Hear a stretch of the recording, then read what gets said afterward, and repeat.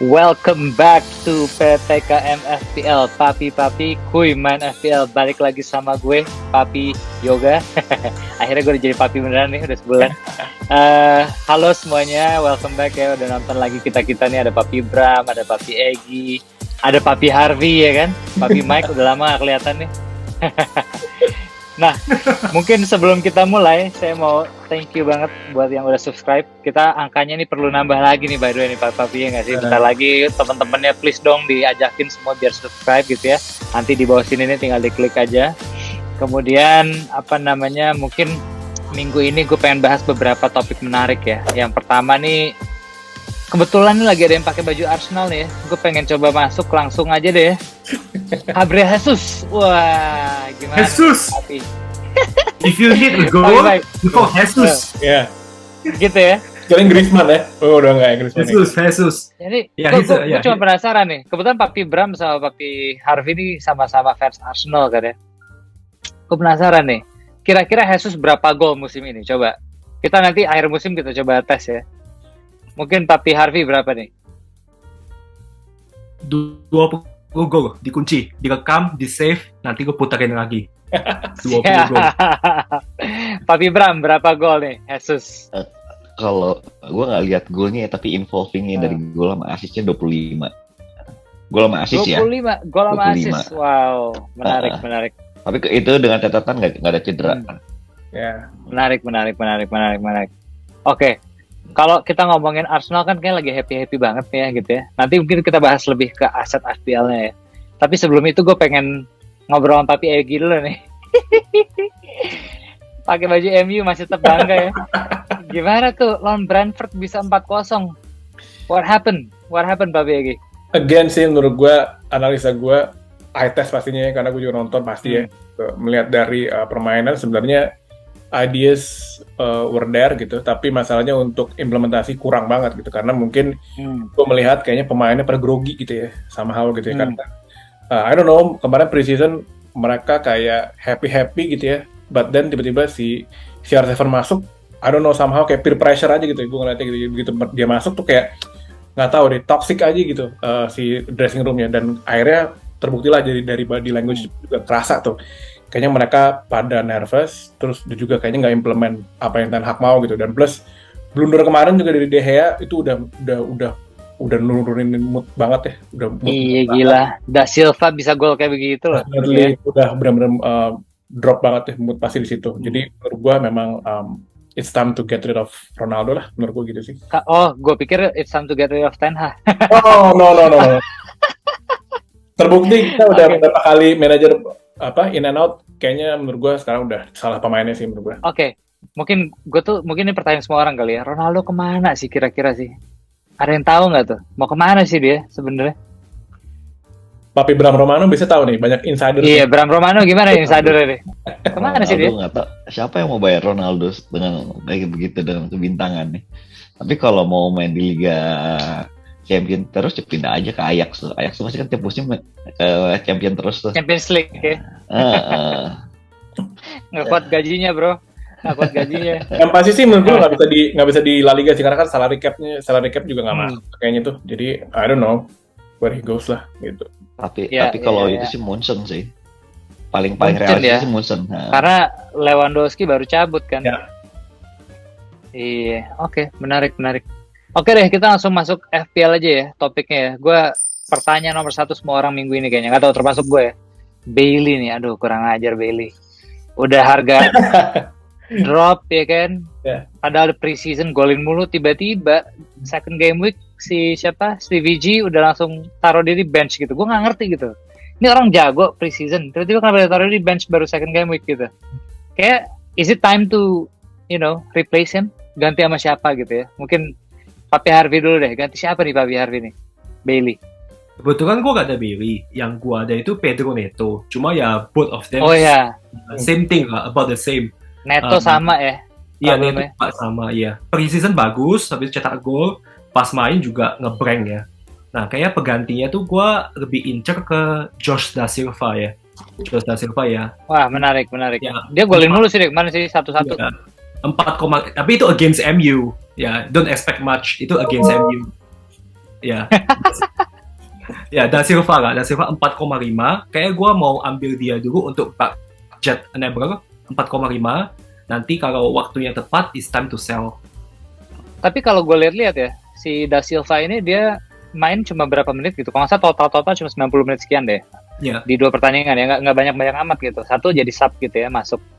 Terus golnya juga kalau nggak salah dari pas gue cek kemarin shotsnya dia tuh cuma 2 apa 3 gitu. Jadi sebenarnya nggak XG-nya tuh nggak gede-gede amat, 2 kan. Ya. Jadi 2 shots on goal, 2 goals gitu.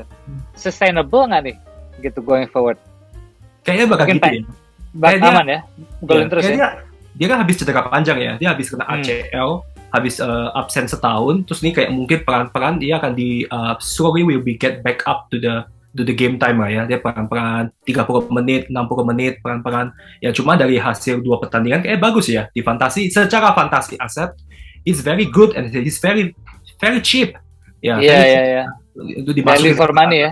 Iya, value for money. Daripada Neto, Okay. daripada Bailey. Bailey, iya sih. Oke, Papi Egi, Papi Bram, siapa nih gantinya nih? Yang visible selain Kalau Da Silva. Kalau gue sih sebenarnya karena gue belum punya Martinelli di beberapa game week kemarin, gue sih akan mungkin transferin Martinelli sih, karena menurut gue lagi inform banget gitu ya si Martinelli.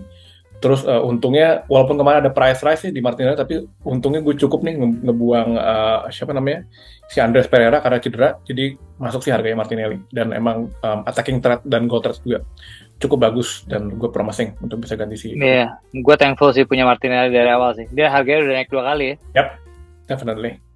Gimana Papi Bram? Siapa nih? Kalau gue ada 3 kandidat sebenarnya, tiga-tiganya poinnya 5 ya. Yang pertama sih KDH. KDH kalau belum punya lumayan lah permainannya, ya dari kemarin lawan Arsenal pun juga Toto ada di depan ya segala macam, dan kipasnya udah. Ini si Leicester ya? Dewsbury Hall ya? Dewsbury Hall. Iya. Itu oke. Yang kedua Lallana, mungkin orang melihatnya Gross ya, tapi Gross kan harganya udah naik banget. Kalau Lallana tuh kemarin tuh mainnya di 3 depan sama Welbeck, masih Gross tuh dia, dan shootnya pun shoot on goalnya ada kok kemarin 2, cuman belum hoki aja sih, tinggal nunggu waktu aja. Yang terakhir itu mungkin agak-agak against the odds tuh Granit Xhaka sih, karena Toto sekarang tuh 2 game terakhir tuh suka ada di dalam kotak penalti terus gitu, dan ya ini lebih sifatnya untung-untungan sih. Kemarin 1 gol 1 assist, kayaknya ada kemungkinan dia terusin trennya maju ke depan deh. Bisa. Xhaka ya. Kalau gue boleh kasih ide ya, gue kepikiran banget dari kemarin tuh Pascal Gross sih. Si Pascal Gross ini gue cek barusan ya, gue cek di Fantasy Premier League, dia ICT Index, kalian ada yang suka tracking ICT Index nggak sih? Dia nomor 2 men. Wow. Midfielders gokil banget. Jadi dari mulai XG sampai ke XA-nya dia bagus banget gitu. Jadi lumayan dan nggak mahal-mahal amat kan. Jadi gue kemarin kepikiran sih, kalau ada duit mungkin gue coba masukin dia gitu. Oke. Menarik ya. Gue penasaran juga, mungkin ada yang kedua nih. Ini mungkin pribadi gue juga ya. Gue tuh dari kemarin, dari game week 1 tuh gue kan masukin Kane ya kan. Kane sama Haaland tuh dari sebelum event game week 1 gue udah mikir gitu ya, Kane Haaland. Tapi karena gue udah pakai Kane dari awal, gue udah stuck nih. Gue mau pindah Haaland udah kagak bisa, nggak ada duit. Ya kan, harga Haaland udah naik. Jadi sekarang gue mau harus percaya sama Kane gitu. Nah, mungkin gue pengen nanya nih sama Pak Ibram, Pak Egi, ya Papi Mike, kira-kira di fixtures yang akan datang nih, paling nggak 3 game week mendatang, dari 2 ini worth it nggak kalau misal gue punya Kane, gue pindah Haaland lagi, gue jual yang lain biar ada fun buat Haaland, atau kebalik, dari Haaland gue ganti Kane deh, karena Kane kira-kira fixtures-nya lebih bagus nih daripada City, karena gue ngeliat fixtures City sama Spurs ya, nggak tahu mungkin pembelaan, cuman gue ngeliatnya kayaknya bagusan Kane sih tetap sih. Jadi gue kayaknya ngelihat, semoga banget, gue berdoa Kane bisa lebih bagus. Coba gue pengen tahu deh dari kalian, gimana menurut kalian? Siapa dulu nih? Tapi Egi boleh. Oke. Kalau gue sih ngeliat sebenarnya Haaland sama Kane tuh menurut gue memang dua-duanya memang perlu sih kita punya sih. Tapi ya either salah satu lah gitu ya. Karena kan ya duitnya nggak cukup ya pasti. Tapi menurut gue sebenarnya gue punya Erling Haaland gitu, karena gue melihat dari historical, gue nggak melihat historical data sih, coba, tapi historical eye test di beberapa season sebelumnya memang Kane itu memang telat start lah ya. Kalau memulai season itu selalu telat panas gitu ya. Dan sementara Erling Haaland kemarin pun juga dia paling nggak contribute lah, assist sama ada gol juga ya. Menurut gue Erling Haaland tuh tetap di keep aja, tapi sebenarnya ada threat-nya ini karena dia pasti sering banget diganti nih tiba-tiba menit-menit 60, 70 sama si Julian Alvarez. Jadi paling itu aja sih menurut gue yang harus dipertimbangkan sih. Karena kalau misalnya Kane sih ya nggak ada yang bisa ini sih. Pasti 90 menit ya. Pasti 90 menit pasti. Iya. Menurut gue sih gitu sih. Sama mungkin fixtures-nya nanti pas udah masuk ke midweek games ya, itu menarik sih. Kayak rotation race-nya juga ada ya Haaland ya. Gimana Papi Bram, menurut Papi Bram? Kalau gue sih kalau bisa punya dua-duanya, tapi kalau misalnya milih salah satu mungkin Kane ya. Kenapa? Karena kalau satu memang dari waktunya, yang kedua adalah yang mesti perhatian adalah injury prone-nya si Haaland. Nah itu tuh kadang-kadang kita nggak tahu totonya ini orang anak main sore gol-gol terus di tackle sama siapa cedera, nah udah kelar. Dan juga pep roulette-nya juga sih itu. Kalau Papi Mike gimana Papi Mike? Papi Bram sorry, Papi Bram punya dua-duanya ya kalau nggak salah ya? Iya. Gile. Oke, Papi Mike gimana Papi Mike? Gue setuju nih sama si Papi Egi. Kane and Haaland is about the same ya. Jadi kalau udah punya Kane, ya you stick with Kane. If you have Haaland, you stick with Haaland. Yeah. Kayak both of them the same good lah ya. They are very good player. Cuma Haaland ya itu seperti yang si Papi Bram bilang, Haaland itu suka diganti ya, nggak main full time. Kalau Kane itu unbeatable, invisible, itu udah pasti main 90 menit. Ya about the same lah ya. Cuma kayak untuk fixtures ke depan, kayaknya yang Haaland itu lebih hijau semua ya, lebih gampang ya. Kayak kelihatannya lebih gampang. Jadi ya, gua kayak lebih condong ke Haaland untuk sekarang. Tapi mungkin ke depannya, I think let's see how it goes lah. Oke, kalau misalnya sideways transfer antara Kane ke Haaland atau Haaland ke Kane, kayak nggak worth it ya berarti untuk sekarang ya? Iya. Not worth it. Oke. Next question dari gue. Jadi gue kalau ngeliat Brentford main ya, walaupun Eriksen udah cabut nih ke MU gitu ya. Eriksen tuh salah banget sih cabut ke MU. Salah bener. Jadi mereka kok makin bagus gitu mainnya ya. Gue bingung gitu. Apalagi baru aja beli si siapa Damskar siapa? Mikkel Damsgaard ya dari Mikkel Damsgaard. Mikkel Damsgaard tuh jago banget main waktu Euro kemarin kan. Jadi gue ngeliat ada Damsgaard nih kayak makin banyak chances harusnya ya, peluang gitu ya pas mereka main. Terus ngelihat kayak gitu, kalau sekarang kan anak-anak FPL kayaknya lagi zamannya dari akhir musim kemarin tuh gede di belakang kan. Yeah. Apakah mainnya 5 at the back atau 4 at the back, karena poin-poin back nih tiba-tiba pada banyak yang main kayak ala Conte gitu kan. Yeah. Wingback jago crossing, jago assist, golin ya kan. Nah, worth it nggak menurut kalian?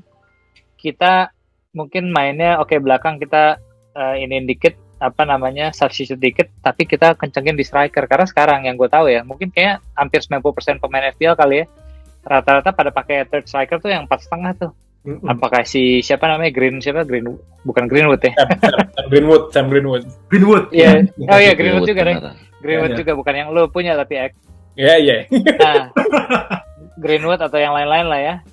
Worth it nggak kalau kita ganti sama Tony? Karena Brentford fixture-nya bagus, Tony dari kemarin assist bisa, golin bisa gitu ya.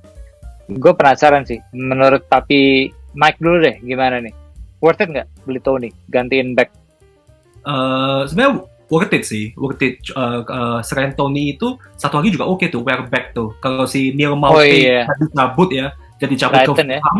Ya Brighton, the only striker yang udah terpercaya itu kayak Welbeck tuh. Cuman ya itulah Welbeck atau Tony.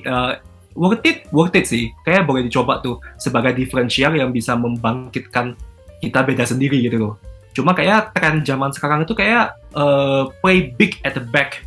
Jadi kayak gue masih ikutin trennya deh. Trennya itu sekarang masih kayak pemain back itu jago-jago ya. Kayak kemarin itu Reece James, Kieran Trippier, itu kayak bagus-bagus tuh. Lagi bagus. Jadi kayak gue masih stick with the current trend deh. Play big at the back. Gitu. Oke, gue sekalian nanya Papi Bram kok gitu. Lo kan punya Perisic tuh, sama kayak gue. Udah turun harganya ya kan? Lepas apa keep? Mendingan ganti Tony apa gimana nih? Apa nggak usah?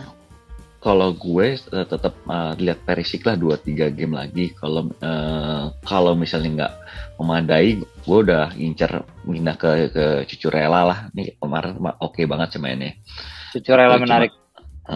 Gitu. Kalau gue tetap sama strategi gue depan belakang kuat, tengahnya ya yang penting main lah gitu. Ngomongin Cucurella dikit ya, gue lupa bahas tadi. Kemarin menurut lo tuh ditarik rambutnya tuh foul nggak tuh?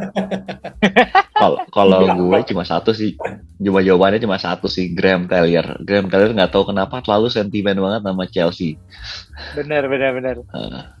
Chelsea kayak kemarin sampai fansnya pada bikin Graham Taylor supaya dikeluarin dari Premier League ya. Gile. Saking sensinya. Oke, terakhir sebelum kita masuk ke kapten ya, gue pengen pertanyaan gue soal Liverpool nih, menarik nih. Liverpool juga menarik banget. Si Darwin Núñez tuh kayak masih bocah banget gitu ya. Sekali bagus, besokannya jelek. Bagus, kartu merah. Headbutt. Jadi mungkin pada banyak yang punya Núñez gitu ya. Sama sekalian gue pengen bahas soal Robertson nih. Kebetulan gue punya Robertson gitu ya. Robertson ini lumayan mahal, tapi dari kemarin poinnya cuma dikit. Kalau Trent Arnold menurut gue kayaknya lebih bisa kasih poin lah daripada Robertson. Nggak tahu sih, menurut kalian gimana gitu? Worth it nggak untuk kita jual si Robertson? Apa kita keep dulu? Kemudian Núñez ganti sama siapa nih sekalian nih? Silakan, Papi Egi deh, boleh deh. Nah, kalau menurut gue Núñez itu memang sangat overhype sekali ya gitu ya. Menurut gue terlalu overhype banget. Terus karena dia juga belum proven sih menurut gue di Eropa. Kemarin di Benfica cuma 1 season doang, tapi udah emang top scorer. Terus tiba-tiba gara-gara golin lawan Liverpool, Klopp jadinya kayaknya senang banget nih. Dan kayaknya juga ngeliat City kemarin dapat Haaland, terus tiba-tiba jadi kayaknya panic buying juga tuh. Oh, gue mau dapat striker. Karena kan menurut gue sekarang striker-striker itu udah kayak pengennya semua kayak condong ke Haaland semua lah gitu. Ada Benjamin Sesko juga nih, kemarin udah diincar sama MU tapi gagal gitu. Nah menurut gue Núñez menurut gue belum proven dan masih sangat prone buat dirotasi gitu, karena masih ada Firmino masih lebih jauh mature dan ada Luis Diaz juga di situ gitu ya. Ini menurut gue harus dibuang sih, menurut gue mungkin diganti ke Ivan Toney gitu yang mungkin lebih proven di EPL menurut gue gitu. Dan kalau misalnya case sama Robo, menurut gue Robo kalau misalnya udah punya tren, menurut gue ya pilih salah satu aja sih menurut gue. Tapi gue lebih condong ke tren sih, karena tren emang goal threat-nya dan asisnya lebih bagus sih daripada si Robo sih recently ya, menurut gue gitu sih. Oke. Papi Harvey gimana, Papi Harvey? Punya nggak lo? Ya, gue setuju sama si Papi gitu. Kalau Darwin itu, daripada Darwin kayak lebih worth it pegang Ivan Toney ya. Bisa assist, bisa goal. Talismannya si Brentford udah pasti main. Kayak gue lebih setuju deh pegang Ivan Toney. At the back, gue itu udah punya TAA. Jadi ya kayaknya gue gak akan pegang Robertson juga sih. Robo mungkin gue akan ganti Joao Cancelo atau maybe Reece James atau Cucurella itu juga bagus. Iya. Berarti cuma gue doang yang punya dua-duanya ya. Differential. Poinnya cuma berapa dari kemarin dua game dua. Oke, Papi Bram gimana nih terakhir nih? Kalau Núñez itu kemarin kelihatannya bahwa tuh Núñez itu kalau jadi super sub bagus sih. Cuman kalau main dari awal mungkin jadi kayak beban kali dengan harga mahal ya. Jadi kalau Núñez itu ya mendingan benar setuju sama semua. Ivan Toney opsi yang paling bagus. Untuk kalau Robo better jual deh, karena back sekarang banyak banget yang bagus-bagus dan lebih murah daripada Robo. Bisa kalau backnya City ada Walker sama si Ake, kemudian ada si Cucurella, kemudian ada Trippier. Ya banyak banget sih opsi-opsinya gitu. Iya. Jadi, aduh, thank you loh guys. Gue jadi mantep nih, kayak gue bakal jual Robo nih. Enrich ya? Sampai salah lo ya. Sampai salah minggu depan. Tiba-tiba Robo Hall 2 gol 1 assist keluar gue. Cuman Robo tuh musim lalu dia cuma 2 kali loh yang blank pas away. Iya makanya itu yang bikin gue tuh nahan-nahan nih gitu. Udah gitu big man bakar dari kemarin bilang tahan Robo. Gimana lo nggak makin bingung ya kan? Aduh, oke. Anyways, kita masuk ke yang terakhir ya, yang penentuan banget nih. Ini kayak bakal jadi penentuan lumayan nih game week 3 ini, soalnya kayak opsinya bakal banyak nih buat captain. Gue langsung aja deh, captain siapa nih minggu game week 3 nih? Silakan. Wih, Papi Harvey udah langsung tuh. Jesus. If you need a goal, who do you call? Jesus. Oke, Jesus. Papi Egi siapa? Ronaldo? Enggak, jangan. Rashford, enggak ya, jangan. Gue sih mungkin akan lock di Jesus sih sebenarnya, karena menarik nih lawannya. Juga nih. Tapi sebenarnya gue ada temptation ke si Erling Haaland juga nih, karena lawan Newcastle sih. Menurut gue bisa juga nih Haaland hold Newcastle sih menurut gue. Tapi away loh X, dan Newcastle lumayan loh defense-nya lately. I know, tapi At home. temptation is still there. Temptation ya. Ya, jadi mungkin gue bisa pertimbangkan ke Haaland. Jadi lu Jesus atau Haaland ya? Oke. Papi Bram siapa nih? Haaland sih, karena 2 game terakhir sekuat-kuatnya Newcastle kalah 4-0 sama 5-0. Dan oke, sekarang punya Pope, punya Wolfman. Sementara City pun tahun lalu nggak punya target man, sekarang punya Haaland. Jadi ya Haaland sih. Haaland ya? Gile. Gue doang nih yang beda nih jawabannya nih. Lu gimana Papi Yoga, gimana? Gue mau salah nih. Iya, itu juga menarik sih, menarik. Soalnya lawannya MU ya kan? Karena lawannya MU ya kan? Kayaknya gue yakin mau salah bisa hold sih, apalagi Nunes baru aja default gue udah disabut. Oh, lu juga salah tuh. Default ya. Iya, soalnya Nunes kan kartu merah, ya kan? Kayaknya bakal jadi point of ininya sih salah sih. Gue salah sih kayak.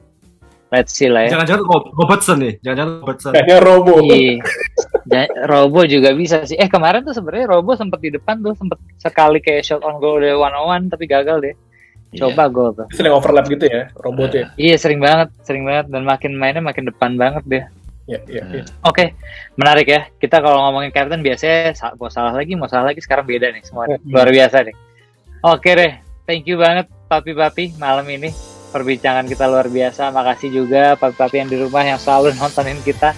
Terutama biasanya fansnya Papi Harvey atau Papi Mike nih. Baik banget. Tiap kali dia muncul nih, viewsnya langsung naik 10 kali lipat gitu. Gue gak ngerti gimana ceritanya. Tapi luar biasa. Jadi gue harap nih yang episode kali ini kita viewsnya 250 lah ya. Boleh. Biar bisa di-endorse. Yoi. Next time barangkali ya Papi Mike bisa lebih sering-sering masuk lah ya. Datang buat sharing sama kita. Oke deh, thank you banget semuanya yang udah pada nonton. Semoga bisa ngebantu buat Game Week 3 ini ya. So yeah, it's a wrap. Sampai ketemu minggu depan. Salam panah hijau.